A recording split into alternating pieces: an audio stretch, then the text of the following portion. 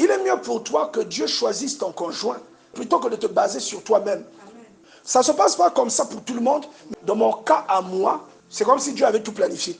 Ma conversion est tombée pile poil avec ma rencontre avec ma femme. Ma transformation, les expériences paranormales, tout ça a débuté quand j'ai rencontré ma femme.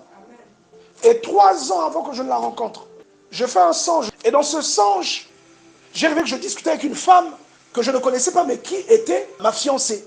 Et je vois bien les détails de la clôture et du gravier qui était au sol. Il a voulu que je voie les détails de cette maison. Donc 3 ans plus tard, quand on se rencontre, j'arrive chez eux, là où elle vivait. Quand je vois la clôture de leur parcelle, je me rappelle du rêve que j'ai fait quand j'étais à l'université 3 ans plus tôt.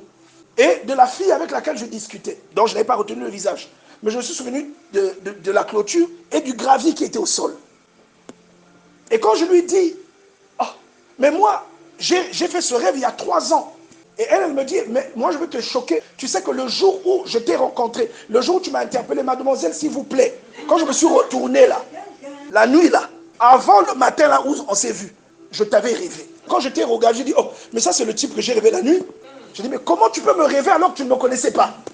Elle me dit, justement, c'est une bonne question. Parce que la nuit, j'ai fait un songe. Il y avait un sentier où j'ai croisé quelqu'un. Ce qui avait attiré mon attention, c'était les yeux de ce monsieur-là. On s'est donné la main, on a suivi maintenant un sentier linéaire, tous les deux. Elle dit, d'habitude, là où on s'est rencontrés, je ne descendais jamais là. Mais comme il fallait que je passe d'abord à la prière avant de continuer ma course, voilà pourquoi il faut aussi aimer la prière. Et c'est là, comme je suis descendu là, et quand tu m'as appelé comme mademoiselle, quand je t'ai regardé, j'ai dit, oh, mais ça c'est le type que j'ai rêvé la nuit, j'ai reconnu tes yeux. Donc mes yeux sont particuliers. Hein? Et je me suis dit, oh, c'était les yeux. Et dès que je t'ai vu, je me suis souvenu, oh, j'ai rêvé le type là la nuit, c'est lui que j'ai rêvé. Donc tous les caprices que je faisais, et que d'ailleurs j'ai fait jusqu'à aujourd'hui, c'est seulement des faits semblants. Bien-aimé, persévère. Dis à ton voisin, persévère. Persévère. Donc il n'y a pas de hasard. Au verset 19, la Bible dit, Dieu forma de la terre tous les animaux des champs. Même les animaux étaient formés de la terre. Mais la femme n'a pas été formée de la terre. Pourquoi? Elle était déjà à l'intérieur de l'homme. Dieu a seulement ouvert comme une armoire.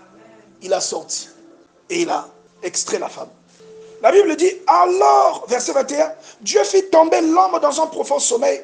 Il prit une de ses côtes et referma la chair à sa place.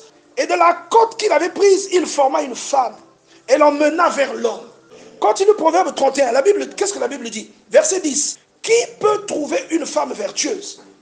J'aimerais que tu comprennes que il est mieux pour toi que Dieu choisisse ton conjoint plutôt que de te baser sur toi-même. De la côte qu'il avait prise, il forma une femme et l'emmena vers l'homme. Est-ce que tu comprends? Il l'a emmené vers quel homme? Celui qui s'assoit sur le canapé à zapper les chaînes du matin au soir? Non. Vers un homme qui connaît Dieu. Amen. Un homme qui a une relation avec Dieu. Amen. Un homme qui habite même avec Dieu. Amen. Un homme qui a des initiatives. Un homme qui a un travail que Dieu lui a donné. C'est pas parce que je dis ça, oh, il faut un homme qui travaille. Tu vas chercher celui qui a un contrat de travail. Il y a une différence entre être employé et travailler. Même quand quelqu'un n'est pas employé, il peut avoir un travail. Toi maintenant, quand on t'a dit que non, il faut que ce soit un homme qui travaille, tu vas maintenant chercher celui qui a une voiture.